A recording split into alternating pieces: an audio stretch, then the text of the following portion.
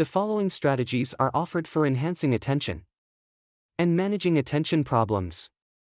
This listing is by no means exhaustive, but rather is meant as a place to begin. The best resources for strategies are the creative, inventive minds of enlightened assessment professionals, teachers, and parents, in partnership with the students they serve. Together they can create multiple alternative strategies. 1. Take the mystery away. The first and perhaps most important management strategy is to ensure that all students understand how attention works and identify their particular profiles of attention strengths and weaknesses. Then, students should be taught attention management strategies. 2. Understand consistent inconsistency. Teachers and parents should understand that the inconsistency of children with attention problems is not evidence of a poor attitude or lack of motivation. It is a part of their biologically based attention dysfunction and is beyond their easy control. 3. Explore the option of medication. For many children and adolescents, medication can be helpful in dealing with attentional difficulties. Medication can improve mental alertness and the intensity and duration of concentration. In addition, it may diminish impulsivity and hyperactivity. The student and his parents may wish to explore this option with his physician. 4. Allow for movement and breaks. It is helpful for students who have problems with inconsistent alertness and mental effort to be provided with opportunities to move around. For example, at school, teachers could ask the student to erase the board, collect papers, or take a message to the office. At home, parents and/or the student could schedule regular breaks and change work sites. That is, the student could work several minutes at the kitchen table and several minutes on the living room floor. Each time the location is changed, the student may experience a burst of mental energy. Additionally, students may need to be doing something with their hands while seated. They may doodle, roll a piece of clay, or perform some other manual tasks that enhance their alertness and arousal. 5. Vary instructional strategies. Teachers should use a variety of instructional strategies, and these should be changed approximately every 15 to 20 minutes. For example, they could deliver information for 15 minutes via lecture. This strategy could be followed by small group work or cooperative learning for 20 minutes. Next, students could engage in individual seat work or watch a video. 6. Use signals. The teacher and parents should have a private way of signaling students when they are tuned out. For example, a gentle tap on the shoulder may be effective.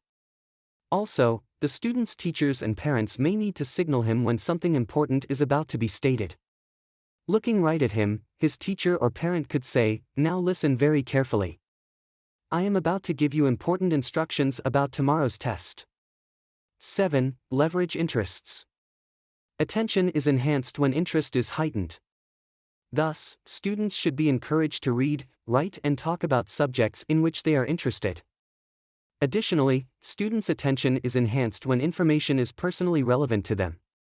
For example, if students need to learn a chronological timetable, the teacher could begin with having the students develop a chronological timetable of the important events in their own lives. 8. Minimize noise and other distractions. Students who are easily distracted should benefit from a structured auditory environment. They may need preferential seating near the front of the classroom so that noise and distractions from other students are minimized. 9. Develop previewing and planning skills. Teachers and parents can help students develop previewing and planning skills by requiring them to formulate plans for writing reports and completing projects. For example, when completing a book report, the students could submit plans for how they are going to accomplish this task. They will likely need specific instruction, followed by modeling, then guided practice, and finally feedback on performance. The concept of previewing should be explained to the students, and they should be aware of the fact that the activities they are engaging in will help them develop previewing or planning skills. It is helpful if they are first given practical examples of planning, such as planning for a party. 10. Use behavior modification and self-assessment. The use of behavior modification and self-assessment strategies can be helpful in increasing desired behaviors and decreasing behavior problems. The specific behaviors that need to be changed should be identified. For example, completes reading classwork, raises hand before answering questions, brushes teeth before going to bed, puts dirty clothes in laundry. The specific consequences for behavior change should also be identified. The consequence for positive behaviors must be more rewarding to the student than failure to complete the positive behavior. For example, if the child is allowed to stay up an extra 15 minutes in the evenings, this behavior must be more rewarding than leaving his or her dirty clothes on the bathroom floor. Additionally, performance of the targeted behavior must be the only way that the student is able to obtain the reward. In the previous example, the child is only able to stay up the extra 15 minutes at night if he puts his dirty laundry in the designated place. School home notes can be used to communicate back and forth between home and school. In both settings, charts and graphs can be used to monitor progress toward the goal. Students should be encouraged to assess their own behavior in addition to being assessed by the adult. They could be given an additional reward for accurate self-assessment. 11. Discourage frenetic work patterns.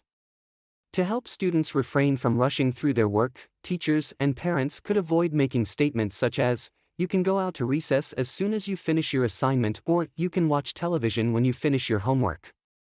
Offers such as these may inadvertently encourage students to work too quickly and carelessly.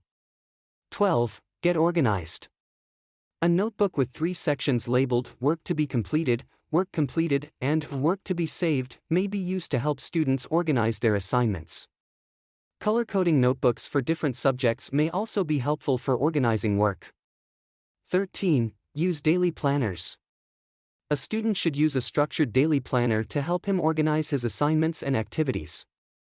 A planner that is broken down by subject within the day and has sufficient room to write all the information he needs would be preferred. 14. Set up a home office. At home, parents should guide their child/adolescent with setting up his or her own well-organized office. Parents should schedule a weekly time that their child/adolescent will dedicate to straightening up the office and making sure all office supplies are well stocked. The student should find his or her best time for studying, and post these times as his/her office hours.